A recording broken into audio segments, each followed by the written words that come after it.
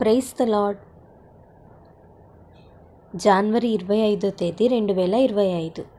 ఈరోజు దేవుని వాగ్దానము. అందం మోసకరం, సౌందర్యం వ్యర్థం. సామెతల గ్రంథం 31వ అధ్యాయం 30వ వచనం.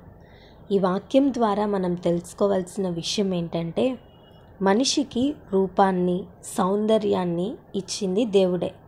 అయితే దేవుడిచ్చిన సౌందర్యం సరిపోక మనుషులు ఎన్నో రకాల ప్రయత్నాలు చేస్తున్నారు. లేనిపోని రోగాలు తెచ్చుకుంటున్నారు. ఎంతో డబ్బు వెచ్చిస్తున్నారు. ఎంతో ప్రయాసపడుతున్నారు. అందం కొరకు మనం ఎంత ప్రయాసపడినా ఈ లోకంలో మన కాలం అయిపోయిన తర్వాత మనకున్న అందం మట్టిలోకి వెళ్ళిపోవాల్సిందే. ఈ లోకంలో అందం కోసం మనం అంత పరితపించినా మన అందం మోసం, సౌందర్యం వ్యర్థమే. పరిశుభ్రంగా ఉండద్దు అని కాదు, కానీ వ్యర్థమైన అలంకరణల కోసం పరితపించాల్సిన అవసరం లేదు.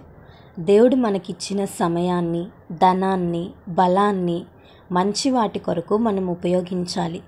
మంచి ఆహారం కొరకు, కుటుంబ అవసరతల కొరకు, పరిశుభ్రత కొరకు వాడుకోవాలి.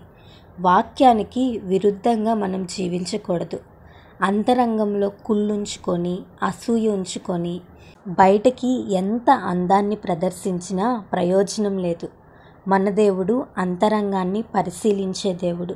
సాధువైన, మృదువైన, గుణమైన అక్షయ అలంకారం దేవుడు అడుగుతున్నాడు.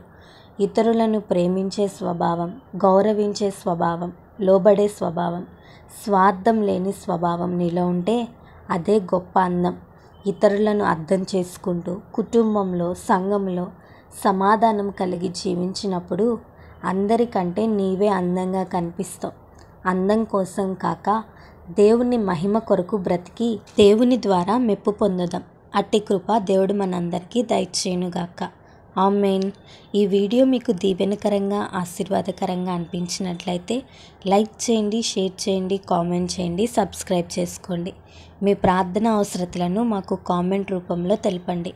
మీ కొరకు తప్పక ప్రార్థిస్తాం. God bless you.